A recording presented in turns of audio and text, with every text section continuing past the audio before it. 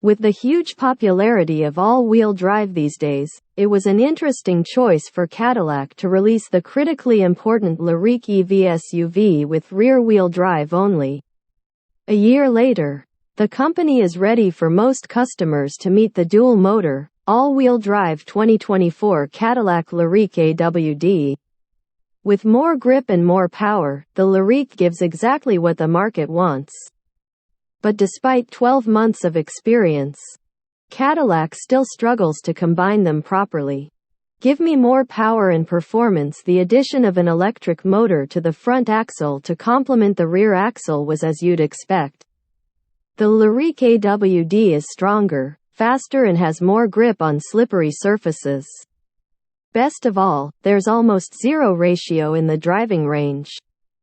The rear drive will go 307 miles with a load compared to the Lyriq's 314 miles. That's not bad considering power output has been bumped from 340 horsepower and 325 pound-feet to 500 horsepower and 450 pound-feet. All that extra power gives the expected boost in performance. The rear-wheel drive Lyriq is a bit slow as all electric luxury SUVs go, and the second engine rights are wrong. 5.7 seconds to 60 miles per hour isn't slow, but the dual-motor version does it in a more competitive 4.8 seconds. If you can't keep up with the Joneses in your fancy Tesla Model Y, it's slightly quicker at 4.4 seconds, 60. Most Lyriq owners won't worry too much about this exact number, and neither should you. Behind the wheel, the Lyriq AWD feels quick when you put your foot down. An SUV this long, wide and heavy doesn't need to be faster. And boy is it heavy. Installing a second motor added a little more than 300 pounds to the curb weight, bringing the Lyriq AWD just under the 3-ton mark to 5,961 pounds. Give me the same or less. Thankfully, all those extra pounds are offset by a second motor, which apparently functions as regenerative braking. While the rear-wheel drive model needed 134 feet to stop from 60 miles per hour, the dual motor needed just 122 feet, a huge and much appreciated improvement. As with the rear engine, the Lyriq AWD's brake adjustment and single-pedal drive mode are class-leading. Since power has no effect on maximum lateral grip, other than to help it overshoot, it's no surprise that the AWD model weighed the same 0.79 grams as the rear drive model on our dash. If anything, those 307 extra pounds don't make the car slide faster. In our Figure 8 test, power shows up, knocking 0.8 seconds off the lap time.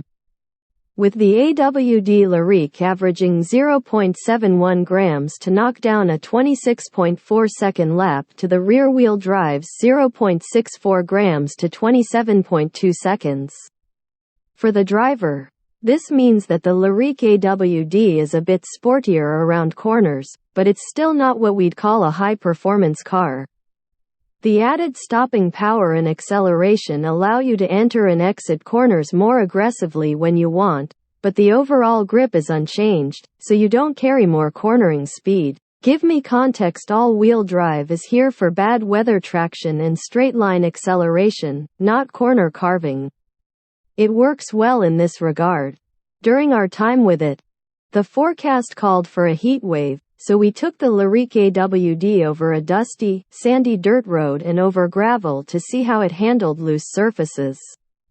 We were satisfied. Whether sitting on gravel or starting from a stop on a steep dirt hill, the Lyriq never struggled for traction, even on its efficient street tires.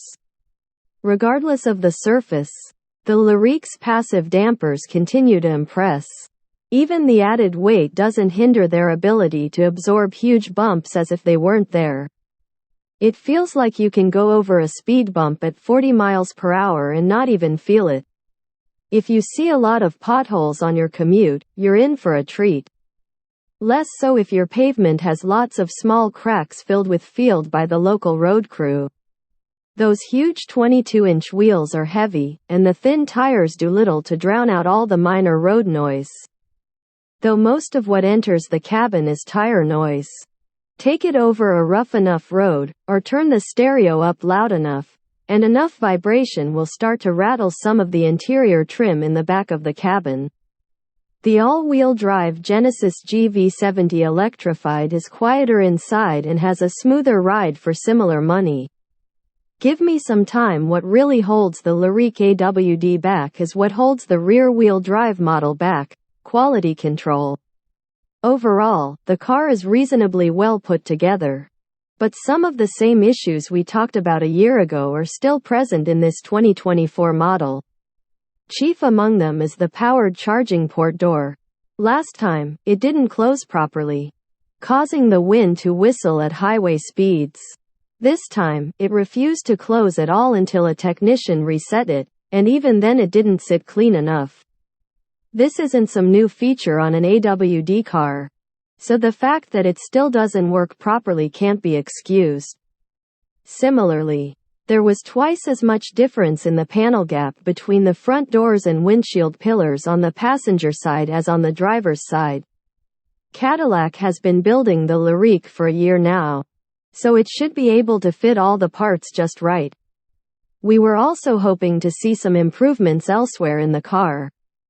Reshaping the rear seats is the main change required to keep the child seat mounting points from poking you in the tailbone, along with a more substantial feeling infotainment control knob.